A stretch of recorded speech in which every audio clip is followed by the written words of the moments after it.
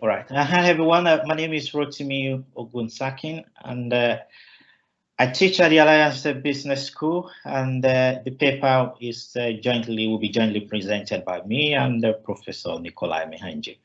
We will be presenting on the towards autonomous productions systems. And here's the overview of the paper. First of all, there are a lot of promises for Industry 4.0, so to say. And just 1 second, I want to bold in the slide. Okay, fine. Yeah, there are promises on the Industry 4.0, and we know that not shifting the goalposts anyways, we know that a lot of technologies are involved to be able to achieve the promises of Industry 4.0. An example is the digital twins and also sophisticated algorithms that can be able to make decisions in real time. Coordination is also part of it. And there are a lot of arrays of this technology. But however, one of the promises is autonomous production systems, whereby the different components of a manufacturing systems can be able to achieve a certain level of autonomy. A good example is the rearrangement of facilities within the factory on the shop floor to be able to automate these changings of manufacturing layout. Is also one of the goals of Industry 4.0 as proposed by one of the blue chip manufacturing companies. In fact, KUKA and other companies are already manufacturing machines that can be able to move and change their position. And so we felt that it is time we begin to look at algorithms to be able to coordinate and be able to optimize this kind of process and also be able to inject certain level of autonomy into these processes. The next one. So therefore, we come up with the enhanced meta-heuristics. Meta-heuristics, of course, is very important to algorithm, but when we are talking about real-time decisions, critical decisions that have to be made in real time, meta-heuristics may not be applicable because of certain reasons. Number one is that the convergence speed is a bit slow, and also there are issues or trademark or trade-off between convergence rate and the solution accuracy. So for example, when we have a high diversity, then we realize that the convergence rate begins to go down because these algorithms is majorly based on populations. So the more diversity you have in the population, the better your algorithm will be. But however, you're going to trade off your convergence time, so to say. And however, if you have a lesser diversity or a lesser population, then your algorithm will immediately converge. On time, the convergence time will be reduced. But you also be trading off on accuracy, so to say. But in a manufacturing systems or autonomous productions, we really want to be able to make decision on time and be as accurate as possible. And so we've decided to propose the next one. Yes, to propose an enhanced meta-heuristics algorithm. So what we eventually achieve is, number one, we can't make decisions based on globally available data. Then we will not be talking about heuristics any longer. However, we realize that instead of the algorithms starting from the base and starts to make the optimization process starting from zero up to where at the point where we want decisions to be made. We realize it is possible if we organize the environment, because the algorithm we use is based on the ant colony optimization algorithm. So therefore, the environment is very important because it's based on the concept of stigmergy. So the realization is that the state of the environment, when we start the optimization process, will determine the rate of convergence and also the accuracy of the algorithm. So we realize it is possible to rearrange the environmental variables that is required to make these decisions. Then we can now inject in the heuristic algorithm. So therefore, we are not starting from zero, as a matter of fact. So we use the gradient descent algorithm to help organize the environment or the parameters and the variables required to a level by which we can start the process of our meta-heuristics optimizations. Here is a good picture of what we're trying to do. So we have gradient descent that uses a semi-global information, not a global information. Then from there, we now inject the meta-heuristics, which now use the local information, which is a subset of the semi-global information that has been used by the gradient descent algorithm. So the problem we're trying to solve, of course, is autonomous production systems is based on autonomous layout of facilities within the manufacturing system. So a bigger picture is mass personalizations, where you want people to be able to design whatever they want and you want to produce in real time. This would be very expensive because you cannot know ahead of time how to lay out your facility, so to say. So to resolve this, we create a virtual layer. So eventually you can see where there is a delegation, of optimization tasks from the physical system to the virtual layer. And we coordinate between the virtual layer and the physical layer using the concept of digital twin, or the DMR, so to say. And when the optimization is done at the virtual layer, then the result of such an optimization is sent to the physical layer. However, there's a caveat to this, because in projecting the information in the physical layer to the virtual layer, it's not possible in our own case, at the level we are, to be able to represent all the physical data, all the physical infrastructure, be able to project them to the virtual layer. So we only project that information that is required to be able to make an optimal decision. For example, in a manufacturing setting, we simulate the obstructions within the facilities are not projected to the virtual layer. So eventually, when the result of the optimization is sent back to the physical layer, then the system will have to now make decisions based on the new constraints, on the floor. But however, we've gone beyond this, whereby we are able to represent more or project more physical infrastructure or entities into the virtual layer to be able to make the optimizations result more accurate. The next slide. So this is the swap slide. So this is actually the system, just to give them some indication of what we've built. So.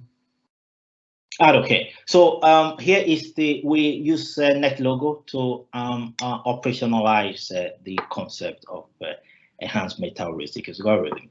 The first one, of course, is the simulated environment. So we can see the machines and the product, and we can see the virtual pheromones. So the pheromones is used to be able to organize the different facilities within the virtual layer, and also to be able to perform the optimizations we are interested in, which is the optimal locations of facilities. Now, this optimization is done in real time. As new products arrive within the factory in the virtual layer, then the different products use pheromone to communicate, and from there they are able to optimize the best route to these facilities. And at the same time, this facility also tends to move towards the directions of the pheromone. And with that, what we arrive on at the end of the day is two entities working together, communicating through pheromones, and be able to decide on what locations is best based on the product mix on the floor. And because the product mix or the product are injected into the factory floor in real time, so this optimization process is continuous, and the machine move around within the virtual layer. But there is a specific time where an optimal location is arrived at, then that is sent to the physical layer, as we can see here, and the machines automatically move to the new locations and productions continue. And one thing that is important is the optimization process is independent of the productions. So therefore, the production continues to go on even if the location at the present is not optimal, until a new feedback is received from the virtual layer before new changes are made. And this is one of the good things about this system. The next one. Okay, this just to describe about what is really happening in the virtual layer. So if we take a look at the different product A, B, C, D, so to say, we really want to move the machine number 1 because they are required by this different product to a location that is central to this different product, so to say. In order to be able to do that, we use the gradient descent to at least ahead of time using these 4 products. We can see that there are 6 products that actually needs that machine. So where should we place the machine?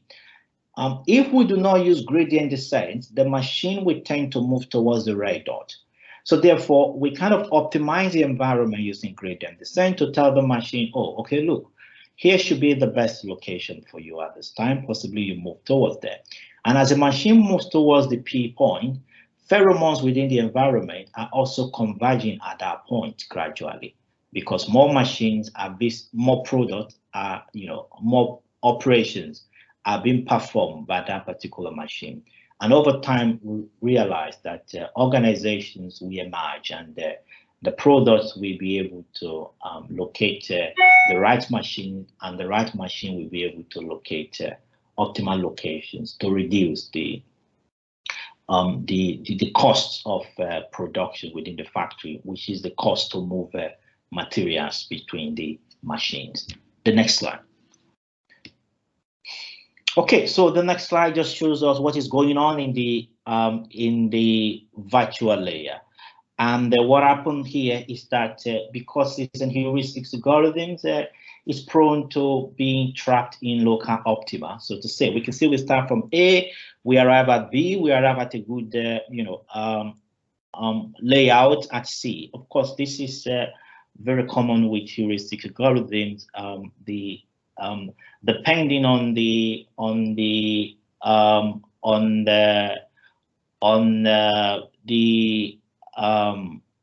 based on how the organization is within the optimization environment at the beginning, the optimization process is usually faster at the beginning, but over time it kind of slows down as it tries to be trapped in a local optima. So what we did is to implement an algorithm that helps to escape from such local optima. So that is why you can see the graph such that you realize the cost increases and decreases, increases and decreases. A good example of this, it's let's say in the factory, all the sneakers we are producing are white, and suddenly we started having black sneakers. These are 2 different processes that might be required eventually. But if the machine is already trapped, for producing white sneakers, then there is no way that the cost of producing black sneakers will be cheaper than white sneakers, because of course it's already optimized for white sneakers. Then it's just going to stay there. So eventually we have to introduce a kind of processes whereby the system can be able to recover from such a local optima. So I'm going to show you exactly what the different locations result into. You can see from left to right, we have the location that is equivalent to point A. Then we can see from the next one, the location that is equivalent to point B and the point C. So we can see how the systems, try to arrange the different machines, the 6 machines within the factory in real time. And what we did is we inject different kind of product mix into the simulations in real time. And what we are expecting is that the system should be able to make the right decisions on where to be able to locate these facilities in real time. And here is the results in the next slide, what we arrive at. So we kind of test using just ant colony optimizations only, and also using gradient descent plus ant colony optimization, which is the enhanced heuristic algorithm. And we realize, of course, that the enhanced heuristic algorithm was able to achieve a lower cost of material movement within the manufacturing systems. And this is where we are today. The research is continuing, whereby we're trying to ensure that we model as much facilities within the factory, project them to the virtual layer, and be able to run this algorithm to ensure that the difference between the results we achieve in the virtual layer is as close as possible to those in the physical layer. And this is where we are at the moment. I think that should be the last slide, if I'm not mistaken. Yeah, it is. Okay. Thank you very much.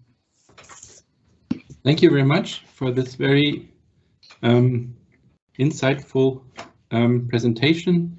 I have a few questions. Anna Christina, do you would like to ask on anybody else, of course? I've got a question, and I also would like to thank you for the talk. Okay. And one of the questions you talked about that you have such a global information that is or semi-global information that is the subset of the whole information that you have. How do you get this subset? Is it experience or expert knowledge, or does your method automatically find it? Okay. Yes. So what's with it? It's we get it from I would say experience, but it's in real time. So here is how it goes. We want to optimize the locations of the machines, and we want to ensure that the machines are in a strategic location within the factory to reduce the movement of materials based on the processes we are performing at that time. Now the processes changes because we are producing different products at the same time. So different products requires different processes at different time. So what we did, a good way to do this computationally is to pick the location of the product that needs a particular machine and move the machine close to them. But however, this will be computationally expensive because these requirements change very often. In fact, the requirement can change even before the machine makes a decision to move, because we are injecting the product in real time. So therefore, instead of us making such a global decision that can skew the environment, and that will not help us in any way. So what we decide to do is to take a subset information. So we ask the different products to kind of submit their locations in real time to a kind of a blackboard. Yes, so we use a blackboard concept. So if there are products, maybe 100 products that needs a particular machine, so we decide, all right, maybe 10 products. Then we look at the 10 products who are closer to the machine. So we optimize for these 10 products who are closer to the machine. If you look at the diagram, it doesn't make sense to optimize for C, D, and the other two based on the present location of that machine. Because if we are optimizing for C, D, and the other two, then we're going to move the machine far away from the other four. So it is preferably to optimize the location of the machine one for this particular four because they are the closest. In fact, we try the algorithm for different numbers, okay? For example, if we optimize for A and B, what is going to happen? Only for 2. And if we optimize for C and D, what is going to happen?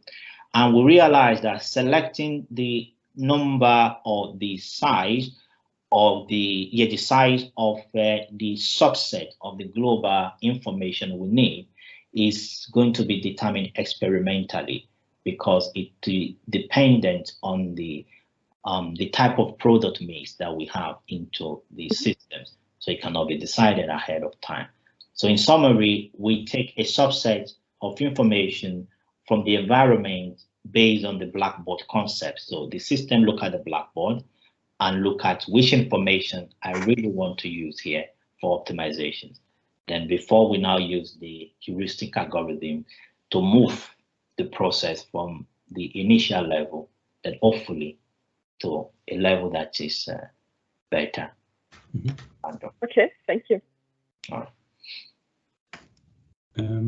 I also have a question very close to the one that was just asked.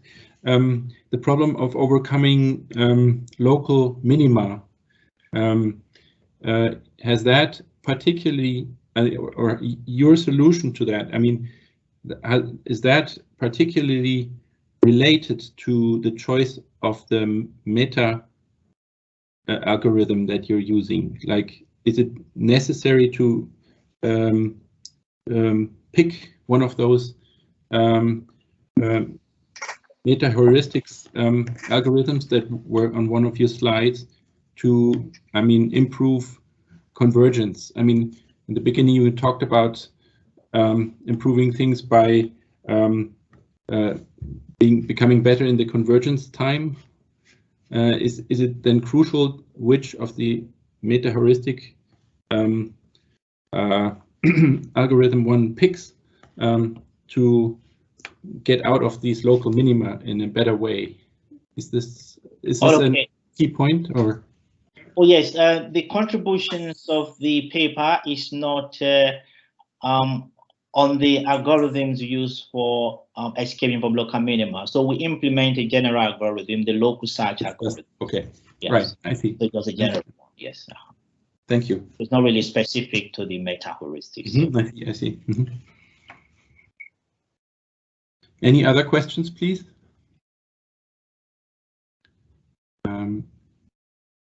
Of course, one could talk about all of these presentations in much more detail over a long period of time.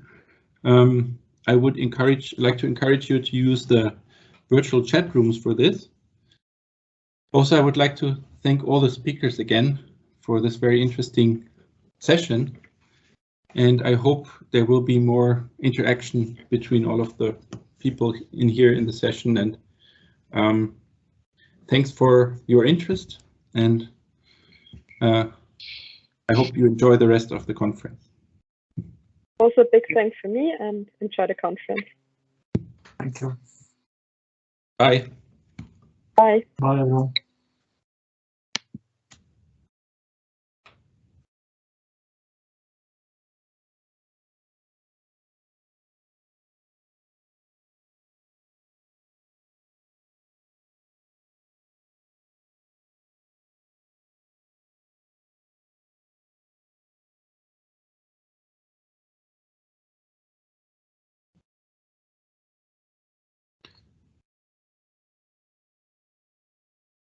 Gut gelaufen.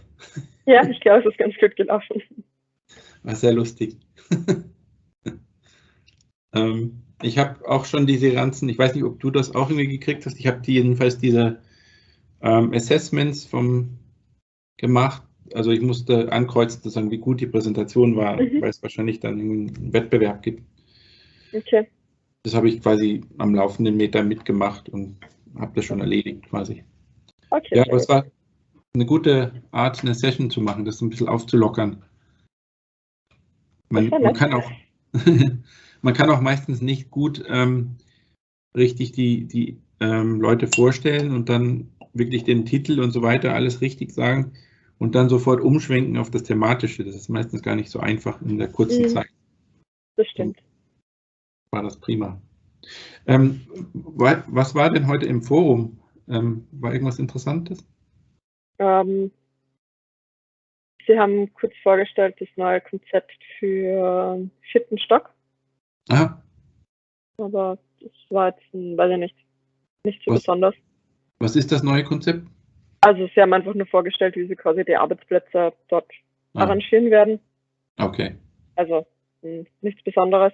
Und das halt schnell wieder abbaubar ist. Haben Sie was zu diesen Demonstratoren gesagt? Es wurde nur gesagt, dass wir auf der FH Next waren, genau. Das hat die Anita erwähnt und dass das gut angekommen ist. Gut. Genau. Und dass es cool wäre, wenn wir mehr zum Angreifen hätten und mehr Demonstratoren, und wer Ideen hat, soll sich melden. Quasi.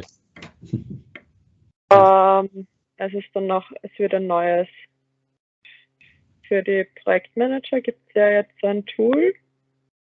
Nov irgendwas, glaube ich, oder so. Aha. Ich weiß nicht. Auf jeden Fall wird das jetzt umgestellt auf irgendeinen Microsoft-Fall. Okay. Ich habe mir nicht so genau gemerkt, was mich überhaupt nicht betrifft. Ja, mich auch nicht. Okay, gut. Laptops wollen Sie 2022 alle als ausgerollt haben im ersten Quartal. Das geht, glaube ich, schon am Laptop, also das betrifft dich auch nicht wirklich. Okay, nee, dann war aber nichts weiter, ja.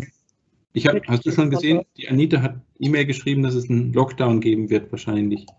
Ja, ich habe schon gehört. Freund die Nachrichten schon mitgeteilt.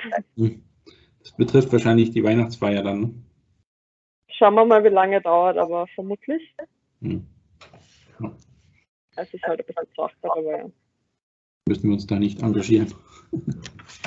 Ja, ich habe es nett gefunden. Ja, ich auch. Wir haben unser nächstes Treffen, glaube ich, nächste Woche, oder? Nein, am 3., oder? Ach, wie schön. Stimmt, richtig. Also ich schaue nochmal, aber ich glaube, wir haben den 3. Genau. Also ich plane bis dahin, diese beiden Kapitel geschrieben zu haben von der Veröffentlichung. Also den Intro mit QSUM und die Definition mit Predict und Compare. Das ist so, was ich so im Augenblick mache. Aber ich glaube, du würdest auch ganz gerne mal irgendwann so ein paar Features haben, nicht wahr? Also jetzt im Moment verwende ich gar nicht so viele Features. Mhm. Also ich lasse gerade durchlaufen mit noch mehr, auch mit unterschiedlichen Window Sizes. Aha. Und ich habe jetzt quasi es geändert auf ein bisschen mehr online. Das ist so die zweite Idee, dass wir quasi sagen, wir springen nicht, sondern da wir ja QSUM haben, füttern wir da online weiter mit einer Prediction, die wir am Anfang mal gemacht haben. Ja. Oder sowas in der Art. Genau, und das läuft jetzt gerade und das läuft halt relativ langsam. Aber es läuft. Ich glaube, interessant. Aber ja, das ist prinzipiell, was ich mir jetzt angeschaut habe und womit ich jetzt viel beschäftigt habe. Und super. wenn es ausgeht, möchte ich jetzt schauen, dass ich vielleicht LSTM zumindest ansatzweise hinkriege, damit ich weiß, wie ich quasi das Modelltraining mache, damit wir dann die Prediction haben. Weil wenn da ein cooles Konzept ist und vielleicht schon 1, 2 Resultate mit ein paar Parametern, wäre ziemlich cool. Das wäre echt toll. Was ich auch gemacht habe, ist eine Shiny-App mit einem Plotly-Plot. Super. Die Idee dahinter ist, dass quasi die Results in der Shiny-App sich anschauen kann und man quasi auf einzelne Points schauen kann und dann weiß man, welcher Algorithmus das gehört. Super. Das ist vielleicht interessanter, ist interaktiver, man kann unterschiedliche Sachen machen. Ja, das ist sehr gut. Übrigens, es gibt das weißt du wahrscheinlich, Michael Meyer hat ja auch inzwischen ein App gemacht, was fertig ist und was benutzt wird. Es gibt derweilen schon also Stichwort App Gallery. Da gibt es ja inzwischen etwas, was sozusagen schon für die Außenwelt existiert, aber es wird auch gerade eingerichtet, etwas, was sozusagen nur mit Authentifizierung freigeschalten werden kann, sprich, was zum Beispiel sensitive Daten enthält. Was man aber auch trotzdem im App-Format, wenn man es freischaltet, dann in einer Diskussion mit entsprechenden Leuten präsentieren kann. Okay. Also du kannst vielleicht schon darüber nachdenken. Also zum Beispiel der Michi macht eine App, wo also das eine, das er schon hat, das kann man dann eben nur in dieser restringierten Ebene ablegen. Und er arbeitet aber auch an einer sozusagen Version für nach außen hin. Kannst du ja auch drüber nachdenken. Also das füttert er dann nur mit nicht sensitiven Daten, aber es zeigt sozusagen, dass auch sowas gemacht wird. Also du kannst ruhig drüber nachdenken. Und dann so wie es im Moment mein Shiny ist, es ist voll uninteressant, weil keiner was versteht, weil es ist Dataset 1 bis 9. Keine Angabe, was das Dataset ist. Und die Change-Point-Typen. 4 verschiedene Change-Point-Typen. Ja, aber es soll nicht kompliziert werden, weil das darf so ein Public-App auch nicht sein. Also nein, das ist überhaupt nicht kompliziert. Es heißt halt für jemanden, der sich nicht auskennt und der nicht die Daten im Hintergrund hat null Aussagekraft. Außer, dass du halt weißt, dass manche Algorithmen vielleicht besser funktionieren auf das Problem, was wir da zeigen, wo er das Problem im Hintergrund nicht kennt, weil ich die Daten nicht präsentiere. Ja, dann kommt das noch. Also das wird sich im Laufe der Zeit entwickeln. Aber es ist super, dass du das mit den Shiny Apps machst, weil dann auch für das Projekt ist das dann angenehm fürs Präsentieren und so. Und ja, ich habe mir gedacht, das ist vielleicht hilfreich, wenn wir uns das dann so anschauen können. Dann können wir interaktiv ein bisschen rumklicken und herumfahren und das. Genau. Diese Glixi-Bixi hilft dann oft. Genau. Hey, super. Sehr gut, dann lass uns in Kontakt bleiben und schauen, wie es immer jeweils weitergeht. Ich glaube, bis zum 3. werden wir schon was Gutes zusammen haben. Ja, ich hoffe, es ist halt jetzt, BFAST ist halt relativ ein starker Konkurrent, muss ich schon sagen. Aha. Es ist schwer. Interessant. Also deswegen habe ich jetzt auch extrem die Parameter-Range mal rausgedreht für unser Arima-Kursum, damit wir vielleicht zumindest sagen können, ja, okay, bei denen funktioniert es dann besser und herausfinden, warum es da besser funktioniert oder so. Ja, werden wir sehen. Schauen wir mal. Ich meine, benutzt du schon Predict und Compare mit mit QSUM? Du hast das ja gesagt, du hast das schon implementiert, gell? Ja, ich verwende das mit QSUM und ich tue nur quasi nach jedem Change Point wird ein Arima-Modell neu generiert, also ein neues Modell. Das fitte ich regelmäßig. Also das wird jeweils auf die aktuellen historischen Daten gefittet, damit ich dann einen neuen Center für QSUM habe. Und ja.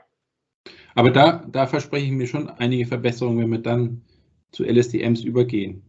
Also zumindest. Ja, man muss halt die Prediction gescheit hinkriegen. Ja. Und das genau. Also wenn diese Trends, die BFAST ja ganz gut erkennt, also da können wir konkurrieren, indem wir sagen, das LSTM kann die Trends auch sehen. Und wenn es das dann tut, dann müsste man vergleichbar gut sein. Ja. Super. Hey, klasse. Läuft alles gut? Ich habe genug zu tun, mir wird nicht langweilig. Genau. Ja gut, dann melde dich wieder, wenn irgendwas ist, gell? Ja, mache ich. Sehr herzlichen Dank für deine Hilfe jetzt hier. Gerne. Freut mich, wenn ich dir helfen konnte. Immer. Dann bis bald. Bis bald. Tschüss. Tschüss.